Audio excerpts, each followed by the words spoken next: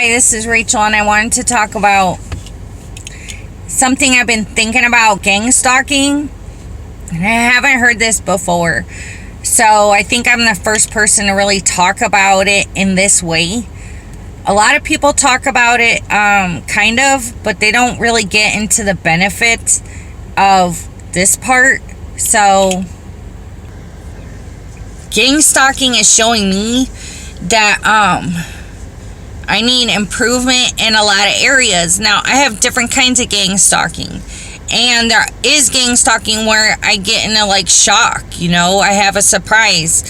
So I'm not saying it's easy, and I'm not saying that I can change or improve everything, but there are certain things that are happening, and it's bringing up a lot of issues, like whatever it is that the gang stalking is connected to that's going to affect me or distract me from the message or what I'm doing day to day. For whatever reason, maybe it's because I know too much, I have no idea, but the things I'm seeing are really bothering me, and I can directly connect it to something. So, and it's very repetitive, the topic, what's getting brought up, and it's usually something that's really bothering me. And or it could be one day I go into a place like a gas station, and I turn around and see somebody, and I want to jump out of my skin because the person looks identical to my ex-husband, who was very abusive. So something like that. And there's been times when we were going through divorce and everything, I saw so many men that looked like him. You know what I'm saying? It was really throwing me off, and it was causing a lot of fear, and I was always distracted. But the gangs, I have some gang stalking that is from another dimension,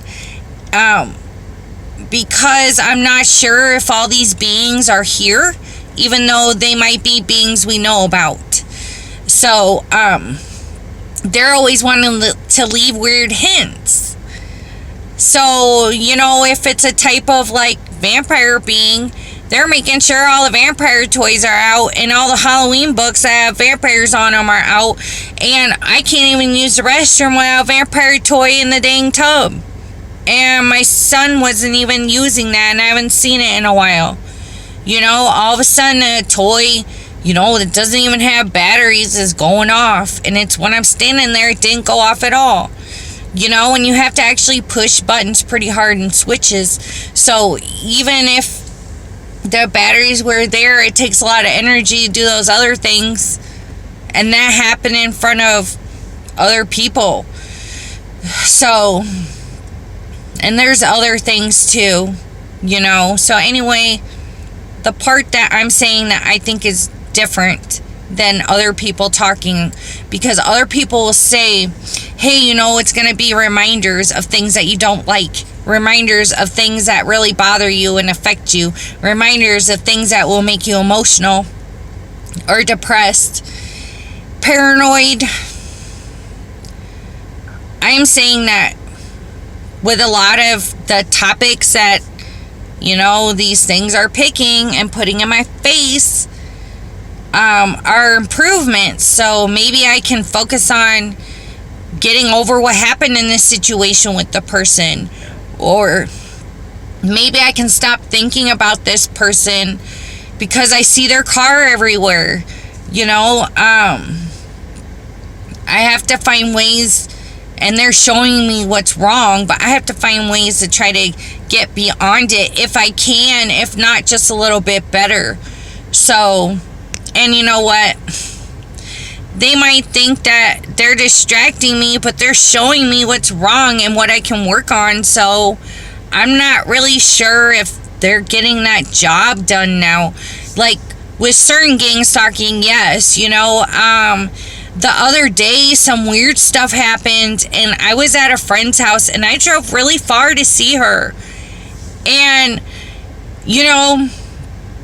I was early. So anyway, this person's like, I can't tell if they're dancing or if they're angry throwing a fit. But this person was like you know, coming my direction and kind of doing it as if I could see her. And I'm like looking out the car window, like the windshield, like, does she know I'm looking, or is she just doing that because I pulled up? So anyway, I couldn't figure out what was going on. She was having all kinds of problems. She was trying to get in the house. People were keeping her out. She kept doing this weird dance thing, acting like she was doing it for me, you know, and then all this crazy stuff. And next thing I know, the damn police are there, and it's a huge scene, you know, when I'm trying to see my friend. So it was really weird, you know. And then if I'm talking to somebody, you know, about scooters, it isn't even the season for scooters. You know, I'll see like 100 of them or something crazy. Like, it's really distracting, but it's connected to things as soon as like the moments before. So it's almost like it's at the speed of light that the gangstalking can happen. Like, they know what just happened. They know what you just said. They know who you were talking to.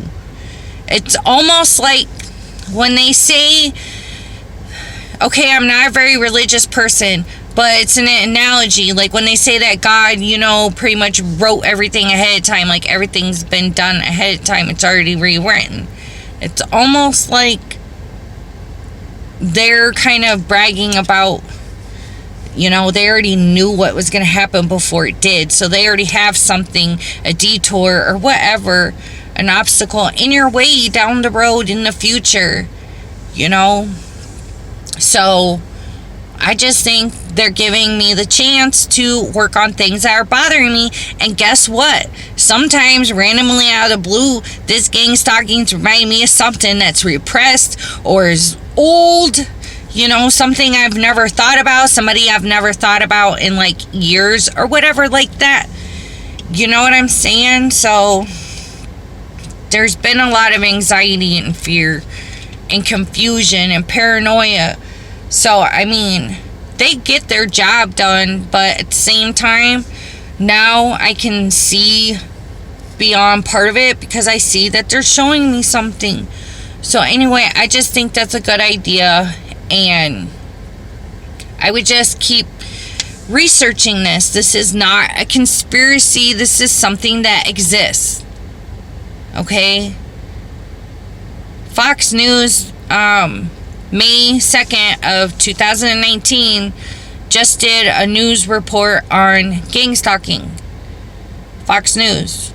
So I think you can't research it enough. Like in another video I was saying with a Mandela effect video that I did, you know, I was saying that I don't know what I was saying, and I'm not going to re-record just because I forgot. But anyway, I think I was saying something about the Mandela effect in the sense that it's dangerous to focus on, oh no, that's what it was, the conspiracy thing. So in one of the Mandela effect videos I did, you know, I said like leave a lot of the research to conspiracy people who look it up and do these shows.